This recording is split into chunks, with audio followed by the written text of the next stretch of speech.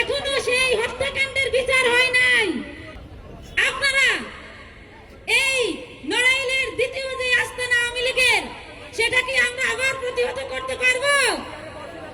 আমরা সেই সংবিধানের কোনো কিছুই কি দেখেছি?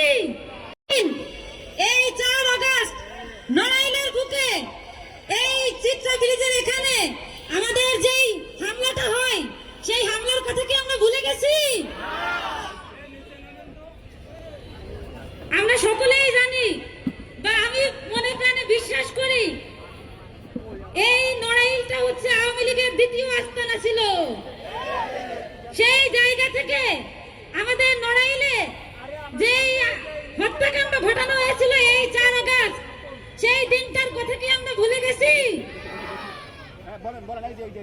প্রিয় নড়াইলবাসী, আমাদের এখনো সেই হত্যাকাণ্ডের বিচার হয় নাই। আমাদের যে সংস্কারের দাবিতে আমরা 5 আগস্ট পরবর্তী সময় পর্যন্ত এখনো আমরা রাজপথে আছি, কিন্তু সংস্কারের নামে যে প্রহসন এই দেশে শুরু হয়েছে, সেইটা আমাদের আবারও রাজপথে থেকে মোকাবেলা করতে হবে।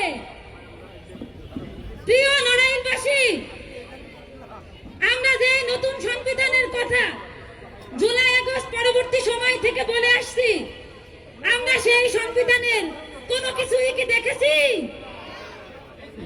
তাহলে আমাদের এই নতুন সংবিধান আমাদেরকে দরকার। প্রিয় নড়াইলবাসী,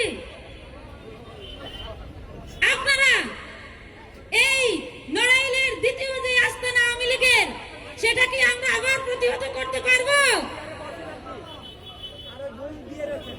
প্রিয় নড়াইলবাসী, আমরা আবার সবাই একই সাথে কাঁধে কাঁধ মিলিয়ে আমাদের এই নতুন বাংলাদেশ বিনির্মাণের লক্ষ্যে আমাদের আবার একই সাথে যাত্রা শুরু করতে হবে। আমরা কি সবাই একই সাথে যাত্রা শুরু করব?